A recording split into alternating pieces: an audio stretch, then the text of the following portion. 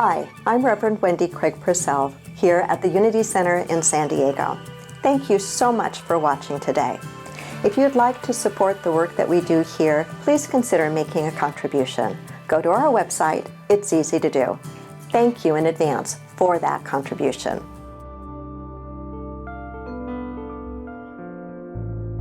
Today, our focus is on the idea of cultivating gratitude and letting go of the feeling of fear and the idea of scarcity. And what I think is really important is understanding the role and the difference of happiness and joy. Brene begins this paragraph or this chapter with this quote from Adela Roger St. John. Joy seems to be a step beyond happiness. Happiness is a sort of atmosphere you can live in sometimes when you're lucky.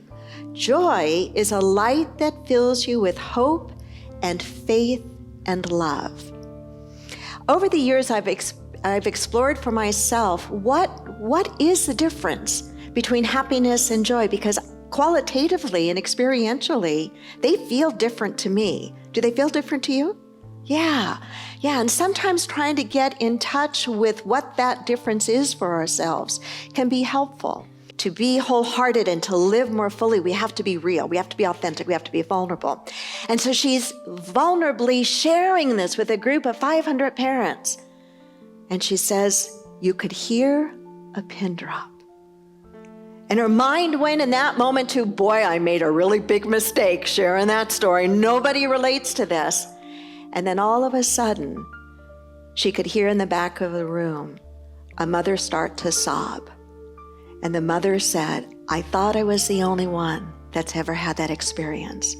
And suddenly, the vast majority of people in that room agreed and said yes. And she started to try to understand, what is it about us that we can fall into this feeling of it's too good to be true? And then we shut down, somehow feeling like holding this image or believing that suddenly it could all be taken away is somehow a better way to be, to somehow protect ourselves from what could happen.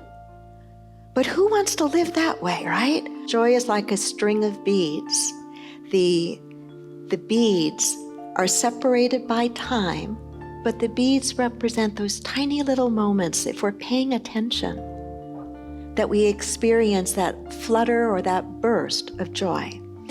And in her research, what she found is that the people who seem to experience most deeply the joy of ordinary moments that do not let them go by are people who've experienced the greatest, most horrific pain and loss in their life. A parent who's lost a child. Nothing hurts much more than that. Somebody who has lived through the Holocaust. Someone who has been incarcerated and is finally out after serving their time. That these are the people who relish those exquisite little moments that are so ordinary, but they feel extraordinary.